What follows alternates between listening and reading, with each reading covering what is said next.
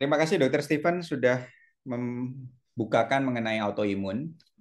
Di sini kita kalau bicara mengenai autoimun, ternyata ada hal pendekatan kita atau paradigma kita mengenai sebuah penyakit harus kita belajar lebih lanjut nampaknya ya. Ada kata sebelum di bawah menjadi penyakit itu adalah disfungsi. Nah, kalau dari kita belajar kedokteran, ini adalah momok untuk melihat gambaran seperti ini ya. Ini adalah energi power kita. Ini adalah pompa energi kita yang menghasilkan adalah ATP.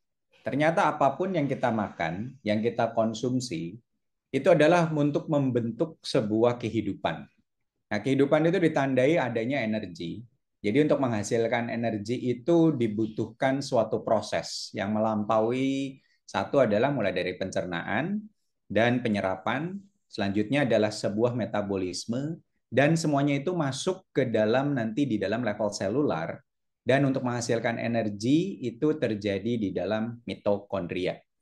Nah, gambaran ini adalah sebuah kondisi yang terjadi di mitokondria di mana ada subunit 1, 2, 3, 4. Yang akan saya bicarakan adalah di CoQ-nya ini.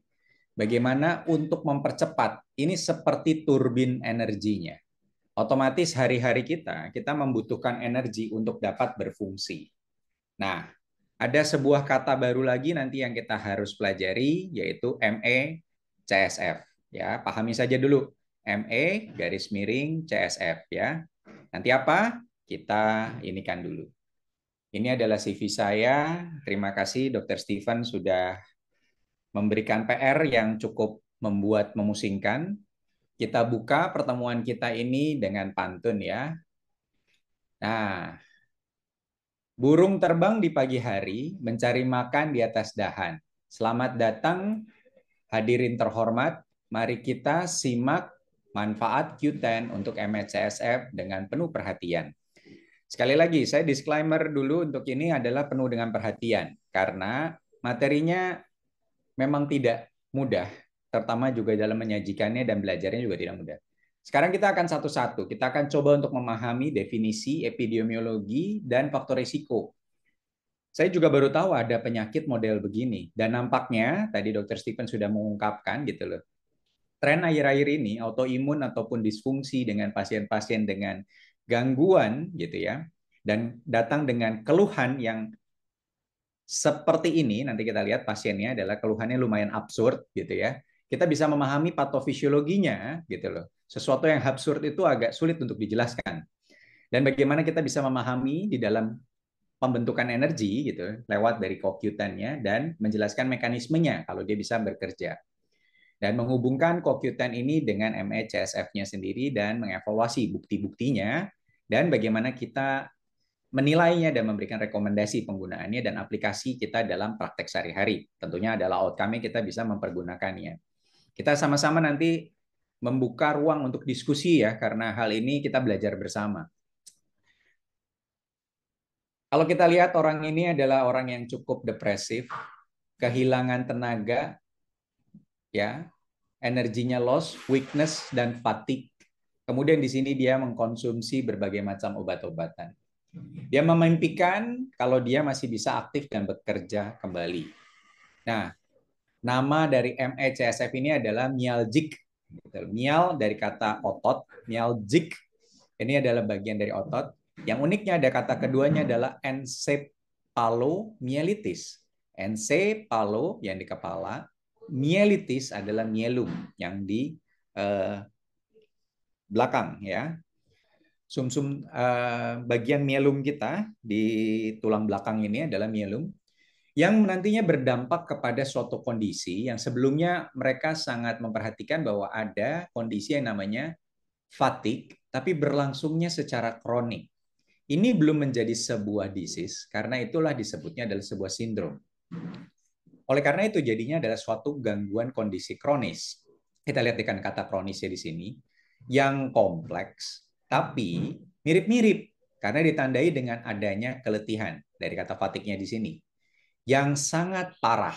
Biasanya kalau kita melakukan aktivitas, tentunya kita letih. Tetapi ini hari demi hari, seperti pasiennya ini, day by day, dia sudah istirahat, tetap memburuk dan setelah aktivitas, tidak hanya fisik, tetapi juga mental. Nah, ini gangguan ini mempengaruhi gitu ya. Kata kuncinya adalah gangguan berbagai sistem tubuh. Nah, salah satunya sistem saraf. Oleh karena itu kita melihat dari sini karena ini adalah sistem yang mengkoordinasikan, tetapi melibatkan adalah sistem kekebalan tubuh sebagai sebuah respon dari tubuh yang seharusnya bisa appropriate response, dan kendali yang mengharmonisasikan yaitu adalah sistem endokrin, serta memberikan energi yaitu adalah sistem metabolisme. Jelas ya? Ini adalah lingkupnya. Nah, kita akan lihat sebenarnya pasiennya akan mengalami keluhan seperti ini. Kebanyakan pasien akan datang dia letih dan ada nyeri-nyerinya. Seringkali pasien ini dianggap menjadi artritis, mialgia, ataupun yang lainnya. Tetapi adalah kondisinya di sini chronic fatigue dan ada post exertion fatigue atau malaise. Nanti yang lebih lazimnya terminologi disebutnya adalah PEM. Kemudian di sini kita lihat adalah central nervous system-nya, seringkali pasien dengan brain fog dan dia mengalami keletihan, memory issue, gangguan konsentrasi, sakit kepala, dan kebanyakan pasien datang dengan sleep dysfunction. Sulit untuk tidur dan di dalam gelombang tidurnya pun acak-acakan. Ketika bangun dia tidak fresh. Kemudian ketika di sini dia kadang-kadang ketika panas dia kedinginan panas. Ada beberapa pasien sendiri suhunya bisa sampai turun di bawah 35. Ya, kemudian di sini adalah apa dia bisa terjadi peningkatan berat badan dan stres toleransi turun. Hari demi harinya. Dan sedikit kena sesuatu sensitif. Dilakukan TENS aja sensitif. Kadang-kadang di sini di leher adanya tender lymph node ya, atau sore throat yang sering kali datang berulang kali. Nah, ada suatu tanda juga di mana seringkali pasien datang dengan takikardia atau keleyengan. Jadi pasien ketika tidur dan dia bangun, itu begitu menggunakan jam monitoring untuk heart rate, terjadi lonjakan heart rate. Bahkan cukup ekstrim, kadang-kadang di atas 150. Vertigo, palpitasi, dan seringkali disertai dengan mencret atau pasiennya juga mengalami konstipasi. Dan juga seringkali mengalami gangguan di dalam berkemih. Ini lingkupnya ya. Pelan-pelan ya, satu demi satu. Nah, sekarang wanita terkena lebih banyak. Ya. Onsetnya sendiri di sini terjadi di usia teenage. Akan ada juga di usia 30 sama 39. Ini juga masih menjadi suatu misteri. Kenapa begini ya? Rata-ratanya di usia 33 dan berkembang bisa sampai usia 77 tahun. Nah, kita lihat lagi hubungan dengan episode infeksi yang harus kita cermati. Ada 80% lebih pasien ini kalau kita tanyakan di dalam sebelumnya itu adalah infeksi atau seperti masuk angin, ada demam, ada hal infeksi saluran nafas, atau ketika beberapa tahun yang lalu, 2 tahun yang lalu, ini adalah COVID. Seringkali masking dengan long COVID syndrome. Ya. Nah, dalam studi prospektif kita lihat 5% hingga 13% ini terinfeksi dengan patogen tertentu. Kebanyakan virus, ya. Dan kemudian beberapa bulan bahkan. Tidak hitungan hari. The next-nya. Kalau long COVID biasanya kita lihat sampai 6 sampai 12 minggu paling panjangnya. Tapi ini kenanya kapan, timbulnya bisa kemudian terjadi. Nah, ini kasus ME/CSF terjadi baik sporadik maupun di dalam klaster. Nah, temuan ini yang mungkin menarik perhatian baik saya sama Dr. Stephen mulai melihat kok kayaknya tendensinya adalah meningkat, insidensinya meningkat. Nah, faktor risikonya di dalam kondisi mentally, kita akan lihat bahwa memang pasien-pasien ini memiliki gangguan mood sebelumnya ya. Kemudian juga ada masalah kepribadian dan uniknya adalah kadang-kadang ada masalah kesulitan di waktu kecil, ya, kesulitan dalam trauma dan masa kanak-kanak. Dan episode infeksi yang terjadi mendekati. Ini adalah suatu fenomena yang unik ya.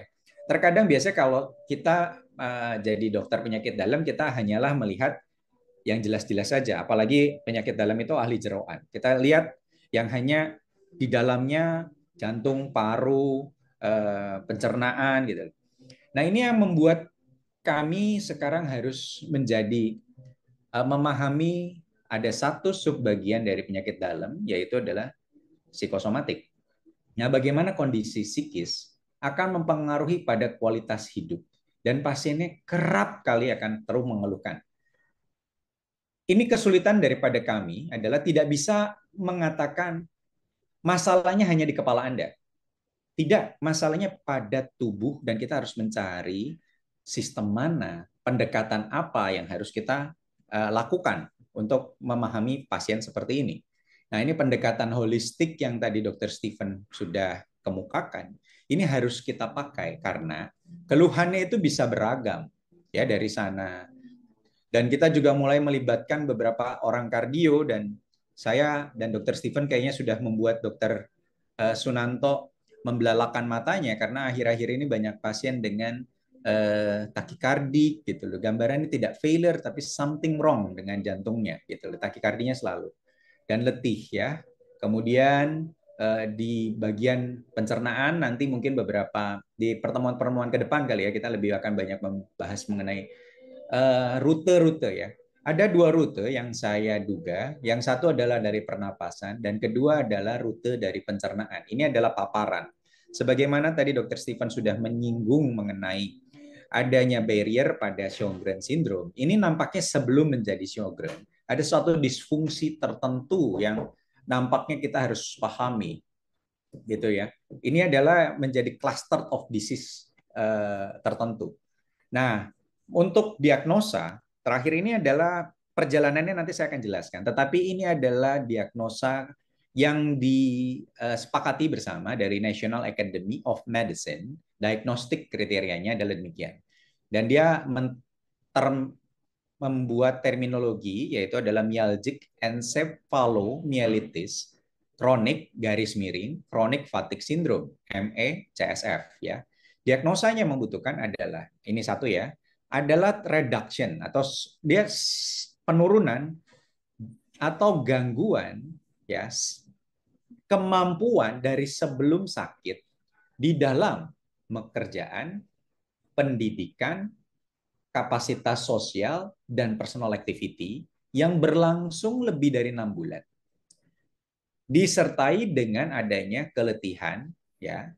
Nah, ini bisa yang profound, jelas banget, new atau definitive onset, atau not result of ongoing excessive exertion. Dia nggak melakukan olahraga yang gila-gilaan atau mengikut kompetisi bola atau basket yang sangat meletihkan dan tidak diperbaiki oleh istirahat. Nah, ada dua lagi di sini adalah PEM-nya yang harus kita lihat, post exertional malaise. Dan ada ketika tidur bangun tidak fresh. Nah, tambahannya bisa diikuti dengan salah satu manifestasinya adalah bisa dengan gangguan kognitif atau gangguan ortostatik. Tadi yang saya jelaskan adalah beberapa gangguan ortostatik, makanya beberapa pemeriksaan tilt test itu menjadi salah satu penentunya. Nah, kriterianya mulai dari Fukuda tahun 1994 gitu ya. Implikasinya Fukuda kadang-kadang tidak bisa meliputi semuanya. Makanya dievaluasi ulang, saya akan gambarkan dengan ilustrasi seperti ini. Nah, ini adalah ME/CSF yang dikemukakan oleh NAS tahun 2015, meliputi adalah chronic fatigue, tidur yang terganggu, PEM-nya, malaise-nya, ada cognitive impairment, ya bisa menyertai atau tidak, atau orthostatic intolerance. Yang menjadi ME/CSF yang utama adalah yang di sini. Sedangkan pada Fukuda, ini orang Jepang, pertama kali dia kayaknya melihat dari orang yang habis kena saluran nafas bagian atas, sakit tenggorokan, kemudian ada tender lymph node, headache dengan joint pain. Ini sering-sering kita lihat. Atau dulu juga banyak ada glandular, fever, dan yang lain-lain. Ada beberapa virus yang seringkali terkait dengan model-model seperti dan tender dan joint pain dan adanya letih. Dulu itu kita kenal ada Epstein-Barr, ya, dengan mononukleosis infeksiosa. Kemudian di sini juga ME gitu ya. Kenapa yang kata awal myalgic encephalomyelitis ini adalah porcentational ada weakness-nya di sini. ada cardiac symptoms-nya. Ini lebih dulu lagi nih, tahun 1956 sampai tahun 1990-an. Ternyata adalah neurologic symptoms-nya juga. Nah, makanya kita lihat di sini sehingga, nah, Dutch juga tahun 2018 mau melihat, tapi kita harus ini lihat dulu. Kadang-kadang ada pasien memang burnout dengan pekerjaannya, gitu loh, atau yang lain, atau memang pasien-pasien dengan depresi, atau seringkali kita bisa melihat yang kita carikan juga dari setiap pasien kita adalah multiple sclerosis yang kadang-kadang menyerupai gitu loh. Kok kenapa keluhannya sporadik sekali gitu. Nah, inilah yang menjadi ini barangnya apaan sih gitu loh yang seperti ini. Nah, kita lihat di sini patofisiologinya memang belum sepenuhnya dipahami, tetapi ini melibatkan kombinasi antara imun, metabolik, dan neuroendokrin. Nah, sekarang kita lihat di sini patofisiologinya melibatkan dari autoantibody disregulasi, ya. Kemudian ada inflamasi di level selular, gitu loh. Tapi yang mana selnya? Ini juga menarik. Terus kalau kita lihat neuroinflamasi terjadinya di mikroglia dan astrositnya. Ini kalau ketemu dengan PET scan. Tapi ini rada susah sekali untuk bisa menemukan ini. Dan satu lagi, ini barangnya lebih goib lagi kalau kita berbicara mengenai disfungsi mitokondria. Nah, kita lihat di sini dasar-dasar dari semua penyakit kadang-kadang kita lihat adalah oksidatif stres dan nitrosatif. Bukan hanya oksigennya saja yang terganggu, tapi si nitrogennya pun juga terganggu. Ini menyebabkan adanya inflamasi dan akhirnya menyebabkan kerusakan selular. Masalahnya lebih sulitnya lagi, ini rusaknya di mana, gangguannya di mana. Kita hanya melihat manifestasinya. Kita melihat bahwa adanya penggunaan energi yang tidak efisien, sehingga metabolismenya terganggu, dan juga ditemukan kalau kita ada beberapa penelitian kok sitokainnya agak kacau. Dia nampaknya seperti inflamatorik, tapi kalau dicek dengan CRP, nggak kelihatan juga. Gitu loh. Rata-rata pasiennya bolak-balik dicekin, CRP-nya 1, paling tinggi 3. Nggak pernah ada manifestasi seperti penyakit-penyakit RA ataupun yang lain yang inflamatoriknya jelas gitu loh. Sehingga nanti pasien-pasiennya apakah disebut autoimun atau tidak, atau memang kadang-kadang pasien-pasien kita atau komunitas yang mulai menyangka dirinya autoimun itu berada di hal-hal yang masih disfungsi seperti ini. Nah, kita harus lihat familial history-nya ini membutuhkan kesabaran ya dalam menggali gitu loh. Nah, ini yang kadang-kadang ilmu cocok logi karena kita juga belum tahu genetiknya seperti apa, tapi kita lampaknya harus berpikir bahwa ada familial atau kondisi kerentanan dari genetik tertentu. Dan kita lihat lagi di dalam hidupnya dia itu ada sesuatu nggak yang terjadi. There's a change. Ini menjadi trigger event, kemudian menjadi chronic inflammatory, dan akhirnya mulai semua manifestasi tersebutnya. Oleh karena itu kita mau carinya dari mana gitu ya. Apakah kita bergeraknya dari ujung atau dari hulu atau dari hilir? Ini konsep berpikir secara pemecahan masalah. Jadinya saya jadi mengingat nih bagaimana ketika kami bersama dengan Dr. Stephen belajar S3. Kita lihat di sini, jangan-jangan masalahnya ada di gennya. Di gen itu juga ada masalah, apakah di promoternya, enhancernya, gennya, atau regulationnya. Lalu kita lihat, ini adalah 2 orang pasien yang mengalami relapse, dicekinlah di sini. Nah, berbagai macam functional kategorinya dengan asosiasi gennya, melihat adanya gangguan macam-macam di sini ternyata, tapi tidak sama ternyata satu sama lain. Sepertinya kita hanya melihat sindrom dengan fenotipikal yang hampir mirip di keluhannya, tetapi underlying-nya kita lihat kekusutan yang di bawahnya itu berbeda-beda nih dari transcription-nya, gitu loh. Apakah ini yang membuat jadi sulit? Ini tidak bisa dibilang sebuah disease. Ini adalah dibilang sebuah sindrom dengan kondisi chronic fatigue syndrome. Tetapi kita lihat di sini ada 2 hal. Yang menarik adalah kita lihat mitokondrial, dan transcriptional. It's mean ada sebuah kesalahan atau kekeliruan di level sini dan di metabolisme. Nah, kita akan melihat lebih lanjut karena hari ini kita akan berbicara mengenai mitokondrial dulu gitu ya. Yang lain nanti kita bisa diskusikan.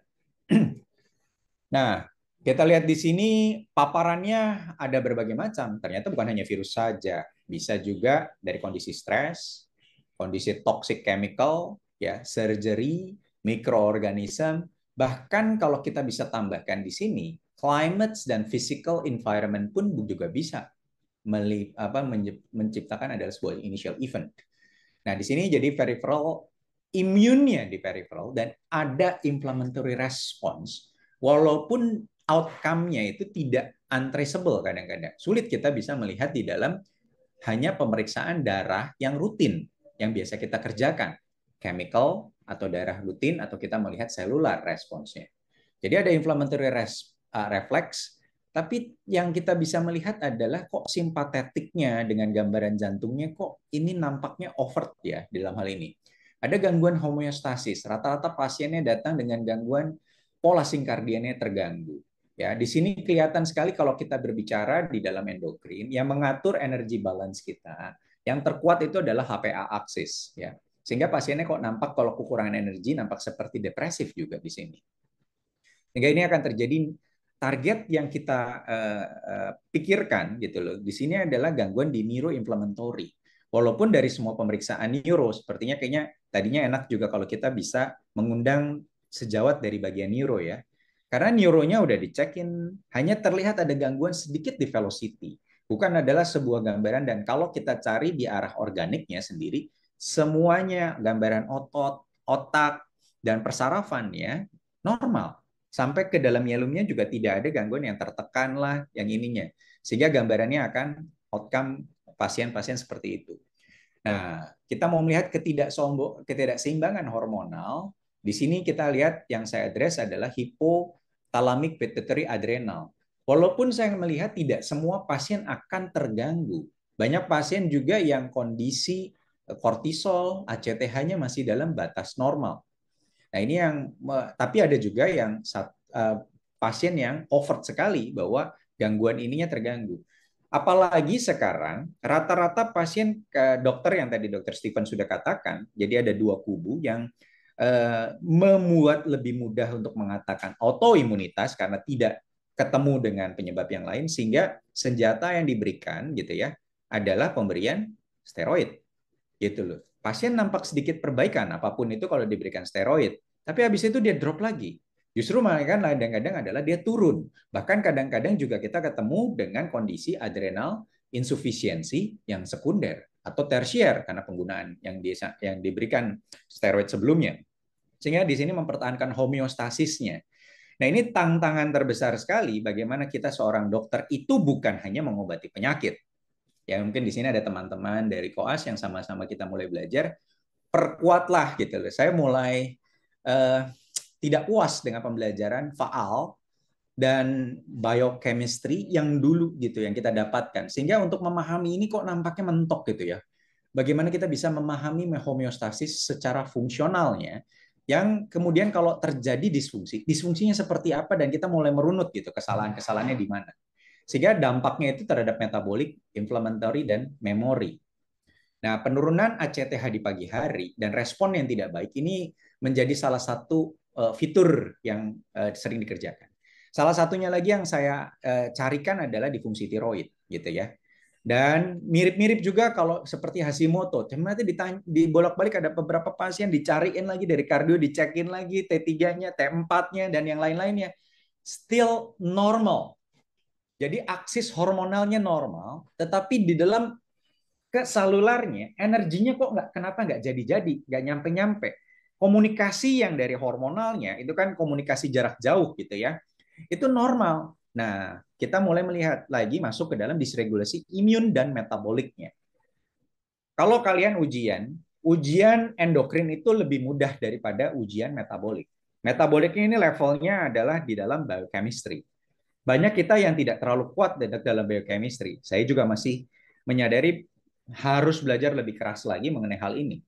Dan ada satu lagi, beberapa yang kita nggak pernah tahu nih gitu loh. Nanti kita bisa diskusikan. Ternyata ada antibodi juga terhadap B2 adrenergic reseptor dan muscarinic tiganya sendiri terhadap asetilkolin dalam patofisiologi ini. Hal ini nanti saya belum ketemu di Indonesia siapa yang bisa memeriksakannya. Nah, disfungsi neuroendokrin ini prevalensi antibodi dengan antipituitary ini pun juga nggak ada, belum bisa kita periksakan. Nah, dan ditambah dengan IGF-1 juga dengan hormon growth hormone juga yang berperanan. Nah, perubahan metabolik umum pada pasien ini mengalami abnormalitas dan termasuk energi, kita harus mikirin lagi bukan hanya karbon, tetapi bagaimana asam lemak dan asam amino sebagai bahan kataboliknya. Nah, ketidakseimbangan hormonalnya ini, nah ini bagaimana kita coba untuk mengembangkan. Pasiennya tetap komplain dan komplain dan komplain. Kualitas hidupnya mereka tidak naik-naik. Nah, di tahap yang sampai seperti ini bukan hanya pasiennya yang stres, tapi dokternya juga. Nah, jadi disfungsi mitokondrial. Coba kita masuk ke dalam selnya sendiri. Ini kan di powerhouse-nya. Nah, dalam powerhouse atau mitokondrialnya ini, bagaimana kita bisa membuat transport elektron itu dan perubahan dari ATP-nya ini bisa menjadi koin-koin energi. Ya. Nah, disfungsi mitokondria menyebabkan produksi ATP-nya turun dan terjadi akumulasi sel laktat. Ini yang menjadi dasari kalau dia habis latihan, terakumulasi sel laktatnya harusnya dia bisa.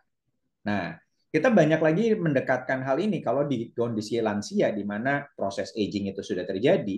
Ini dua sahabat saya yang tadi memperkenalkan, Dokter Femi itu salah satu keahliannya adalah sarkopenia gitu loh. Tapi sarkopenia menjadi suatu kecacatan pada lansia. Tetapi di sini kok nampaknya cacat juga belum kekuatannya, tapi ini letih, bukan turun dari kekuatannya dan penurunan potensi membran dari mitokondrianya sendiri sehingga menurunkan proses gliosis ketika istirahat. Harusnya ini ada saat yang dimana tubuh kalau kita bebani, kita stimulasi, maka dia akan respon untuk membentuk pemulihan.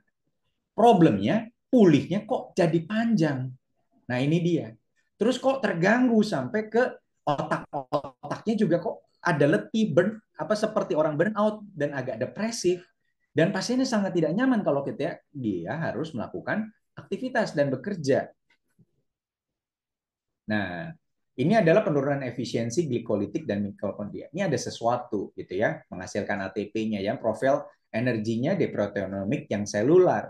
Otomatis kita harus masuk sampai ke dalam selular. Ada beberapa ahli yang coba untuk memahami hal ini. Ini saya appreciate dengan kerjaan-kerjaan mereka, walaupun nampaknya masih sangat-sangat sederhana dengan penelitian-penelitian mereka untuk mencoba mengeksplorasi hal ini. Jadi, ini adalah sebuah konseptual ya yang Warren dan teman-teman ini gitu ya. Ini tahun 2003 kemarin, understanding-nya seperti apa sih sebenarnya? Ini ada tadi sudah kita kemukakan di sana, sehingga di sini ada relapse recovery, pasiennya bolak-balik, ada multiple system, tetapi kita harus melihat multiple symptoms-nya sendiri gitu. Yang saya perlu diskusikan sama Dr. Stephen, mirip-mirip tapi tidak sama. Oleh karena itu kita harus lihat adalah subtipe-subtipenya dan mungkin fenotipnya. Nantinya semua pasien itu kita akan precision. Cuman based on apa kita akan melihat precisionnya. Nah, sekarang kita lihat di sini pendekatan-pendekatan. Kalau ada imun dysfunction, kita harus menggunakan imun sel regulator. Dr. Stephen, nah ini jagonya untuk menggunakan di sini ya. Mau dari mana nih? Apakah selularnya? Apakah koneksinya? Ataukah kita perlu untuk targeted? Kan ada yang targeted atau kita tadi bisa menggunakan metode Trexat yang ada di atas atau hanya adalah clonal suppression-nya saja. Atau kita bisa menggunakan inflamasi. Ini naltrexone agak unik nih ya gitu loh. Makanya beberapa pasien kemarin saya kasih morfin baru-baru enakan. Ternyata di sini ada bagaimana untuk mengatasi rasa pain-nya dan pasien itu agak lebih nyaman gitu loh dalam hidupnya. Jadi ada feedback lagi ke otak kalau kita merasa nyaman dia akan lebih terasa kurang letihnya gitu. Nah, ini clinical trial untuk energi suplemen. Nah, energi suplemen kita coba untuk masuk mitokondrial, ranah yang selanjutnya saya akan bicarakan di sini ya. Nah, apakah ini yang sampai tadi karena kita tahu paparannya dari atas atau dari bawah, apakah kita disbiosisnya perlu nggak nih sampai fekal transplant? Kalau virusnya, apakah perlu nggak kita memberikan antivirus? Atau perlu nggak kita memberikan vaksin? Tapi vaksin yang seperti apa? Dan ini harus kita identifikasi virusnya yang mana. Tidak hanya COVID saja, tetapi hanya yang lain. Nah, ini untuk lain-lainnya adalah oxidative stress. Kita bisa memberikan beberapa hal di sini, atau kita bisa melihat nih serotonin dysregulation nantinya. Ini ada ranahnya yang kita akan coba pahami. Nah, sekarang kita masuk ke dalam mitokondrial. Yang gambaran pertama kali saya itu udah cukup rumit. Nah, ini adalah struktur molekul dari si CoQ10. CoQ10 adalah ubiquinon. Nanti ada ubiquinol juga. Nah, tapi adalah CoQ10 ini adalah ubiquinon. Nah, penting untuk transport elektron, untuk loncat-loncatin elektron sampai masuk seperti turbin itu masuk ke dalam proses satu, proses satu. Berikutnya kayak koin, akhirnya kita cemplungin, terus keluar kuponnya. Nah, kalau main di time zone ya. Nah, ini adalah kupon yang keluar dalam bentuk ATP yang nanti bisa kita tukarkan sama hadiah. Hadiahnya adalah energi. Nah, kita lihat di sini fungsi bioenergetiknya berfungsi untuk membawa dan menghasilkan ATP. Ternyata juga kukitan berisa trapping dan di sini berfungsi sebagai antioksidan dan dia menjaga stabilitas supaya membran dari mitokondrialnya juga tidak rusak. Nah, kalau penuaan itu bisa terjadi adalah mitokondrialnya lama-lama powerhouse-nya rusak, kita kehilangan. Ini yang saya pahami di dalam kondisi sarkopenik. Tapi kondisi di sini tidak terlalu rusak sebenarnya pada CSF ini. CFS ya betul. Regulasi metabolisme selularnya di sini adalah pirimidin dan yang lain-lainnya. Oke, kita masuk lebih dalam lagi. Nah, mekanismenya CoQ10 adalah kita rangkumkan transport elektron, stabilisasi membrannya sendiri dan antioksidan. Hal tiga peranan ini yang kita postulasikan akan membantu di dalam kondisinya. Mari kita secara teoritis kita lihat nih, apakah dia bisa berperanan kalau kita memberikan CoQ10 supaya bisa mengeliminasi kondisi hal-hal demikian supaya tidak banyak masalah-masalah yang akan terjadi. Nah, ini dia CoQ10 loncat-loncat sampai penghasilan ATP-nya. Nah, lihat di sini, post viral dengan semua pemaparan virus-virus yang lain-lain itu, sehingga terjadi mitochondrial dysfunction. Kalau kita memasukkan CoQ10, maka ininya kita blok. Dengan kita meningkatkan energinya, maka semua ini nampaknya harusnya perbaikan. Apakah semudah itu? Ini adalah hipotesisnya. Ternyata kita lihat studinya. Ada beberapa penggunaan. Ubiquinol ini yang sebuah yang lebih optimize daripada ubiquinolnya sendiri, 150 gram. Biasanya kita pakai 50, ini dosis optimal yang tinggi selama 3 bulan. Tidak ada peningkatan dalam kelelahannya. Ada peningkatan beberapa gejala seperti terbangun di malam harinya. Ya, studi berikutnya lagi, ya ini Castro sama Metro, ini yang banyak melakukan penelitian dia, orang ini, dan dia pakai 200 sekarang dengan NADH. Ternyata ada peningkatan signifikan pada persepsi kelelahan dan peningkatan kualitas hidupnya. Ya, ini pokoknya penelitian dengan kualitas hidupnya termasuk kualitas tidurnya. Yang terakhir, ini adalah open label study tapi hanya 27 pasien saja diberikan juga dengan selenium selama 8 mingguan, 2 bulan. Ya, ada peningkatan terhadap keparahan kelelahan dan kualitas hidup globalnya dibandingkan dengan baseline. Saya akan lihat lebih lanjut lagi, ini karena studi dengan bukti yang terakhir, masuk ke dalam penelitian si Castro dan Merero ini, latar belakangnya dia mau melihat gitu ya dari inflamasi kroniknya, redox imbalance-nya, dan tujuannya kita mau melihat evaluasi dengan selenium ini dengan fitur klinis dan biomarkanya bagaimana. Metodenya dikasih suplementasi, kemudian hasilnya adalah keparahannya perbaikan signifikan, kualitas hidupnya perbaikan signifikan, antioksidannya perbaikan signifikan, antioksidannya, sitokin levelnya menurun, tetapi markanya yang biasa kita kerjakan, CRP, NT-proBNP, tidak ada. Nah, ini yang mungkin seringkali kita temukan. Pasien-pasien kalau kita ngecekin CRP, nampaknya miss the target. Ini sama-sama aja, tidak ada perubahan. Kesimpulannya, suplementasi dapat menunjukkan ada potensi yang bermanfaat karena outcome di pasiennya bagus. Gitu loh. Tetapi kalau melihat kerjanya di mana, kita masih bingung. Nah, dalam rekomendasinya, nah ini dapat direkomendasikan. Saya kasih tanda miring. Ya, masih banyak bukti yang belum kita ketahui. Ada potensi. Strategi penguatan kita coba mengintegrasikan suplementasi CoQ10, tapi jangan hanya CoQ10 toh. Yang ada bukti adalah CoQ10 dengan selenium, sedangkan yang lainnya tampaknya kalau sendiri saja kok masih kurang ya, dan memberikan informasi kepada pasien dan tenaga medis dalam penggunaan CoQ10-nya ya. Oke, kita lihat kesimpulan ini slide saya yang terakhir. Ini adalah myalgia